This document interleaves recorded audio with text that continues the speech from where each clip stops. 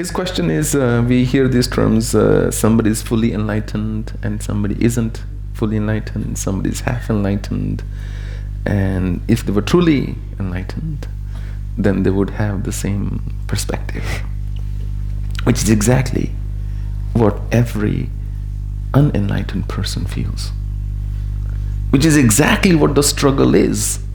They think that after you're enlightened, all people who are at your level would all think alike.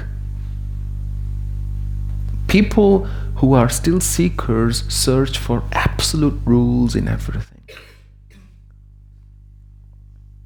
Every river eventually merges in the ocean, right? But there is not just one ocean on earth. There is more than one. My geography is not very good. I don't know, 5 or 7, whatever there are. There are more oceans than one. And somewhere, even they connect. So ultimately, the merger is there. As far as fully enlightened, half enlightened, there is nothing like that. And there is no way of proving whether someone is enlightened or not. If somebody says, I'm enlightened, half the world will say, you're definitely not enlightened. Because an enlightened person would never say that he or she's enlightened. Then how do you tell them? You just imply with little words here and there. I mean, how would you prove them? Because if somebody asks you, are you enlightened? If you say, yes, I am, they say, you're definitely not enlightened. If you tell them, oh, you had a vision, this, you're not enlightened, because vision means hallucination. You're still hovering or struggling somewhere on the lower plane. You're not fully enlightened, they tell you. Which is to say, is that they actually know what enlightenment is. You can only judge somebody's, let's say a student has written a paper, you can only mark whether they have written right or wrong if you yourself know the answer first. If you don't know the answer, how do you possibly tell that whether somebody is saying the truth or somebody is saying the truth from their angle? Maybe it's not the truth, but they think it's the truth. So as Buddha would say, when people would ask him, let's say, difficult questions or abstract questions, he would say, tell me something. If somebody shoots you with a poisoned arrow, what would you do first? Would you take the arrow out?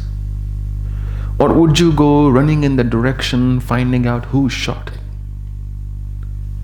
What is more important, he would say.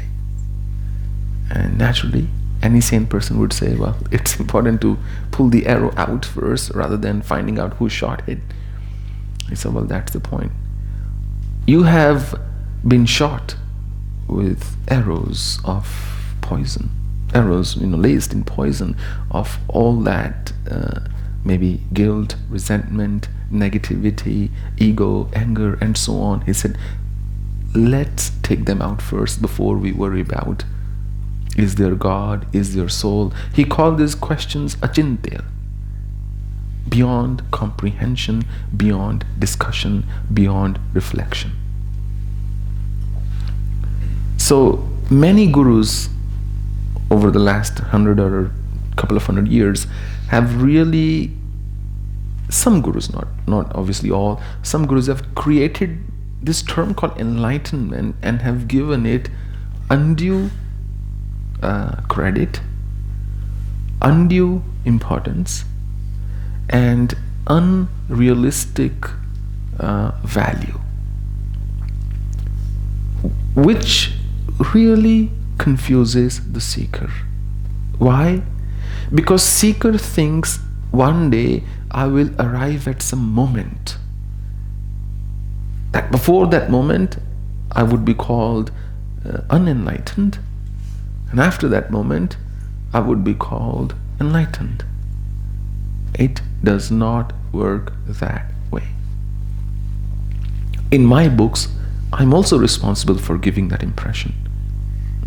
When I talk about my vision of Mother Divine, I somehow inadvertently conveyed to the user, to the reader, that before that I was a certain way, and after that I was a certain way. What I actually meant to say, that my life changed forever after that experience, that I was no longer seeking anything on my spiritual path. I had stopped seeking on the material path long before then. That even on the spiritual path now, I was no longer seeking anything else at all.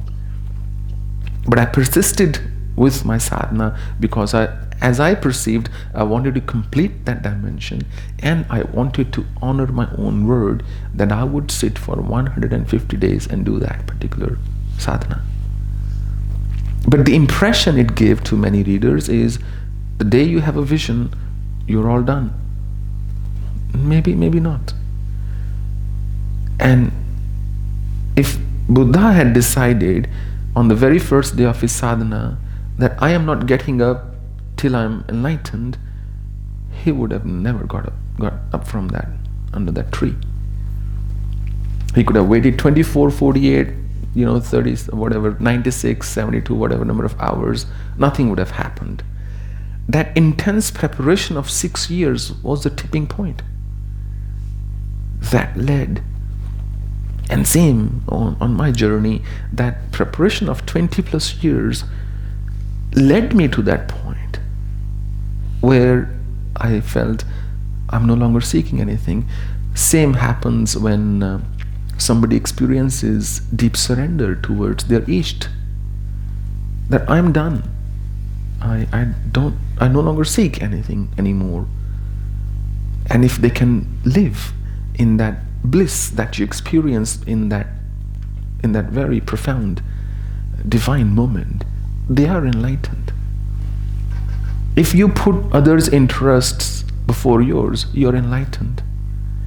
If you don't forego your compassion under any circumstances, you are enlightened. If you can read in the dark, you definitely must be enlightened. So, how else would you say? Sthit pragya se kaha bhasha samadhisthasya keshava.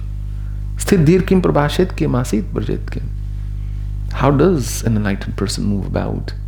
Krishna never said that the moment you're enlightened, there's going to be a tag on your forehead saying, enlightened, enlightened. Nothing of that sort happens.